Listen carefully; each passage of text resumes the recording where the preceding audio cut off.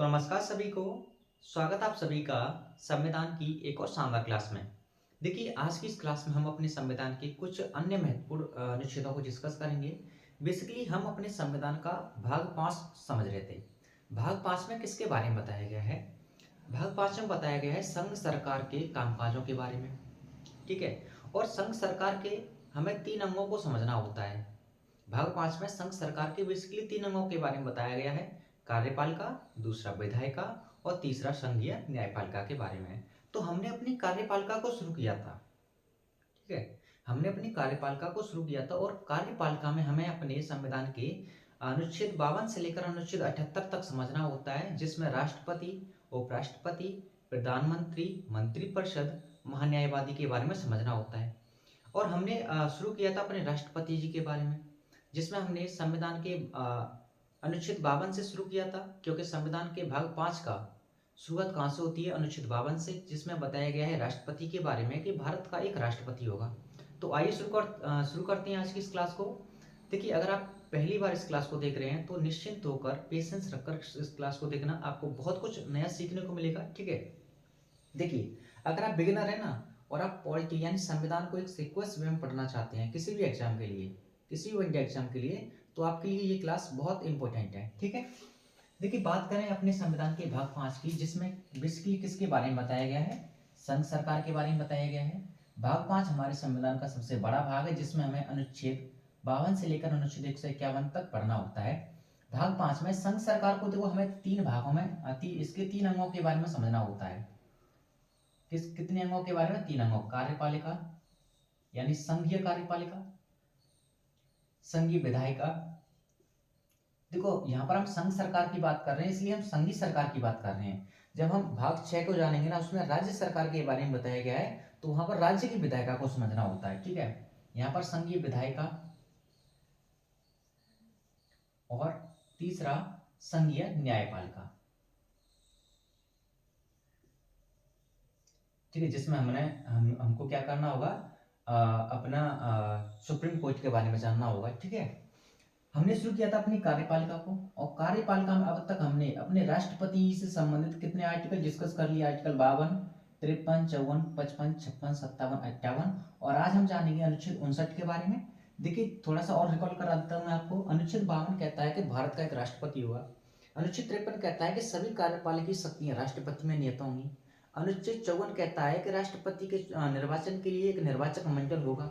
अनुच्छेद 55 कहता है कि राष्ट्रपति के निर्वाचन की रीति के बारे में कि एकल आनुपातिक पद्धति के अनुसार एकल संक्रमणीय मत द्वारा होगा, और जो मतदान होगा वो गुप्त रूप से होगा। अनुच्छेद 56 कहता है राष्ट्रपति की पदावधि के बारे में। ठीक है। अपने पद ग्रहण की तिथि से 5 वर्ष तक राष्ट्रपति अपने पद पर रह सकते हैं। वो बीच में अगर अपना त्याग पत्र देना चाहे तो त्याग पत्र भी दे सकते हैं उपराष्ट्रपति को। जैसे ही वो उपराष्ट्रपति को अपना त्याग पत्र देते हैं तो उपराष्ट्रपति तत्काल इसकी सूचना किसे देते हैं? लोकसभा अध्यक्ष को। ठीक है। उसके बाद अनुच्छेद 57 कहता है राष्ट्रपति के रिलेक्शन की बात। हमारे अनुच्छेद में ये बात नहीं कही गई है कि राष्ट्रपति कितनी बार राष्ट्रपति बन सकता है कोई व्यक्ति, लेकिन ये बात का प्रावधान किया गया है कि राष्ट्रपति का पुनर्निर्वाचन होगा। और अब तक के हमारे एकमात्र ऐसे राष्ट्रपति हैं जो 2 बार भारत के राष्ट्रपति रह चुके थे, डॉक्टर राजेंद्र प्रसाद, जो कि हमारे भारत के सबसे पहले राष्ट्रपति थे। ठीक है। उसके बाद अनुच्छेद 58 में बात कही है राष्ट्रपति पद की योग्यताओं के बारे में, जो कि हमने समझ लिया। अब हम जानेंगे, देखो, राष्ट्रपति की योग्यताओं के बारे में जान लिया तो राष्ट्रपति के लिए कुछ ना कुछ शर्तें भी बनाई गई होंगी, है ना? तो अनुच्छेद 59 कहता है राष्ट्रपति पद के लिए, राष्ट्रपति के लिए कुछ शर्तें बनाई गई थी। ठीक है। अब वो शर्तें कौन कौन सी थी? शर्तें ये थी कि राष्ट्रपति संसद अथवा राज्य विधानमंडल के सदन का सदस्य नहीं होगा। कि जो राष्ट्रपति है ना, ये हमारे राष्ट्रपति संसद या राज्य विधानमंडल के संघ सरकार की बात करी जाए तो संसद, और राज्यों की तरफ से देखा जाए तो राज्य विधानमंडल।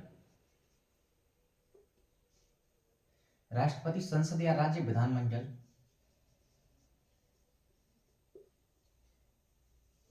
मंडल के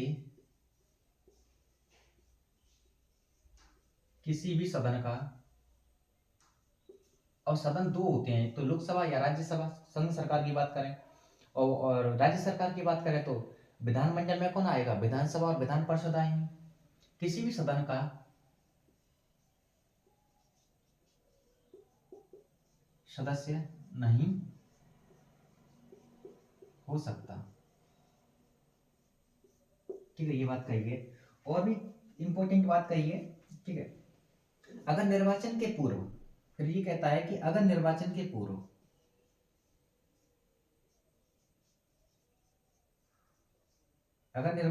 पूर्व वह इनका सदस्य है, वह इनका सदस्य है, इनका सदस्य है, तो जब वो पद ग्रहण करेगा, तो जब वो राष्ट्रपति पद ग्रहण करेगा,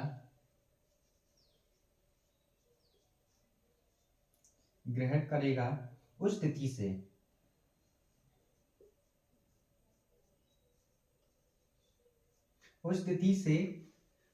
उसका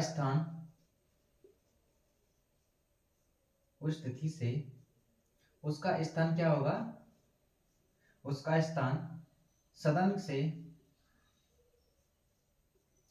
रिक्त समझा जाएगा। क्या समझा जाएगा, रिक्त समझा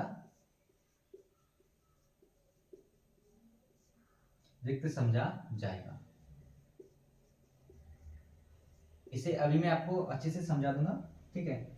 दूसरी शर्त, पहली शर्त तो ये है कि राष्ट्रपति संसद या राज्य विधानमंडल के किसी भी सदन का सदस्य नहीं होगा। अगर वो निर्वाचन से पहले इनका सदस्य होता है, तो जब राष्ट्रपति पद ग्रहण करेगा ना, उस पद ग्रहण की तिथि से उसका स्थान, जिस सदन का वो व्यक्ति होगा, उसका स्थान उस सदन से क्या समझा जाएगा, खाली समझा जाएगा, यानी रिक्त समझा जाएगा, ठीक है। दूसरी बात कही गई है, दूसरी शर्त है, राष्ट्रपति अपने कार्यकाल के दौरान कोई भी राष्ट्रपति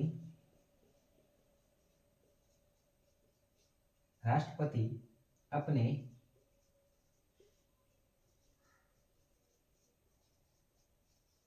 कार्यकाल की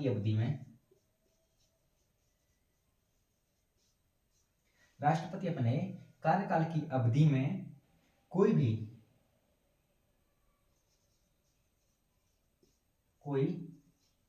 अन्य पद ग्रहण नहीं कर सकता। अब कोई क्यों करेगा कोई अन्य पद ग्रहण, वैसे तो कोई करेगा ही नहीं, क्योंकि राष्ट्रपति का पद सर्वोच्च पद होता है, ठीक है। तो कोई पागल ही होगा जो कोई अन्य पद ग्रहण करने की सोचेगा, ठीक है, ये बात कही गई है। उसके बाद अनुच्छेद 59 का क्लॉज 3 क्या कहता है कि राष्ट्रपति की प्रलितियों एवं भत्तों के बारे में बताया गया है। किसके बारे में, अनुच्छेद 59 का क्लॉज 3, राष्ट्रपति की प्रलितियां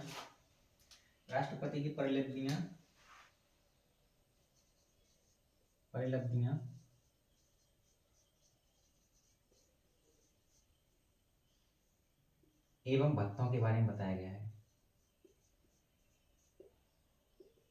इसमें कहा गया है कि राष्ट्रपति सरकारी आवास का भोगी होगा, ठीक है। इसमें कहा गया कि राष्ट्रपति बिना किराए के, पहले आप इसे इतना स्क्रीनशॉट ले लीजिए, आगे लिखा दूंगा, है ना, क्योंकि बोर्ड में फिर आपको वीडियो में दिखाई नहीं देगा। समझ लीजिए, अनुच्छेद 59 कहता है कि राष्ट्रपति के लिए कुछ शर्तें तैयार की गई हैं कि वह संसद या राज्य विधानमंडल के किसी भी सदन का सदस्य नहीं हो सकता। पहली बात, अगर वो निर्वाचन से पूर्व वह इनका सदस्य है, तो राष्ट्रपति जब पद ग्रहण करेंगे ना, उस स्थिति से उस व्यक्ति का उस सदन से, जिस भी सदन का वो व्यक्ति होगा, चाहे लोकसभा या राज्यसभा या विधानसभा या विधान परिषद, किसी भी सदन का सदस्य होगा, तो जब वो राष्ट्रपति पद ग्रहण करेंगे ना, उस स्थिति से उसका उस सदन में रिक्त स्थान समझा जाएगा, ठीक है। दूसरी शर्त, राष्ट्रपति अपने कार्यकाल की अवधि में कोई अन्य पद ग्रहण नहीं करेंगे, ठीक है, ये बात कही गई है।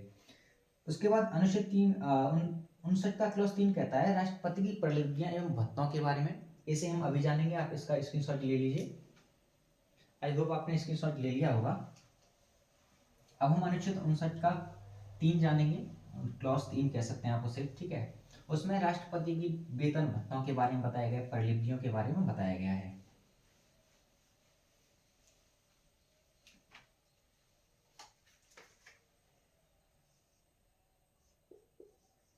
आर्टिकल 59 का 3 ये कहता है राष्ट्रपति राष्ट्रपति की प्रालिब्धियां भत्तों के बारे में।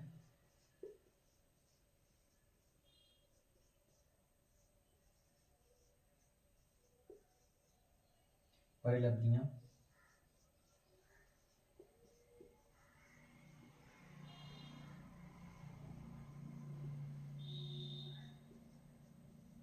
एवं भत्ते, ठीक है। इसमें क्या कहा गया है, इसमें कहा गया है कि राष्ट्रपति बिना किराए दिए, पहला पॉइंट है राष्ट्रपति बिना किराया दिए,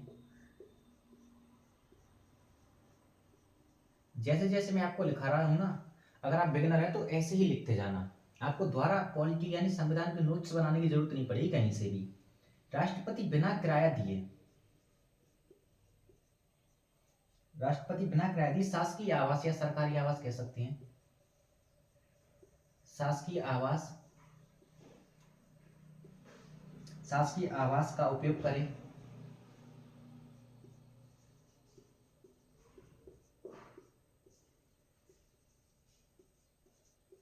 शासकीय आवास का उपयोग करेगा, ठीक है। दूसरा, राष्ट्रपति का वेतन, ये राष्ट्रपति के वेतन भत्ते के बारे में बताता है। वेतन, राष्ट्रपति का वेतन, राष्ट्रपति का वेतन भारत की, राष्ट्रपति का वेतन भारत की संचित निधि से दिया जाएगा।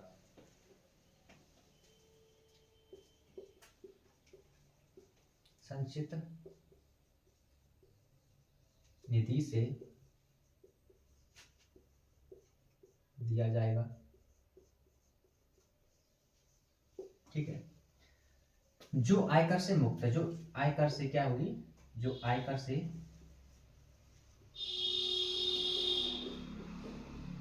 मुक्त है,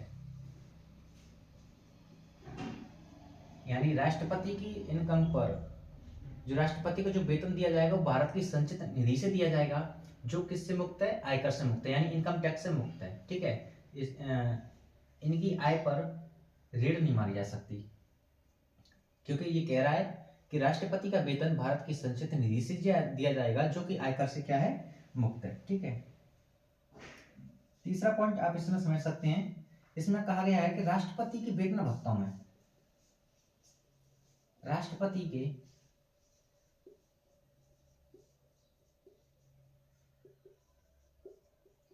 राष्ट्रपति के वेतन भत्तों में उसकी पदावधि के दौरान, उसकी पदावधि के दौरान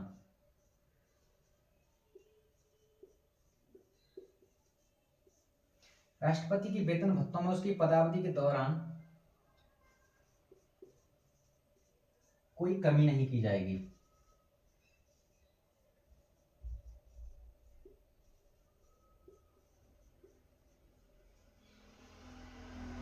ठीक है।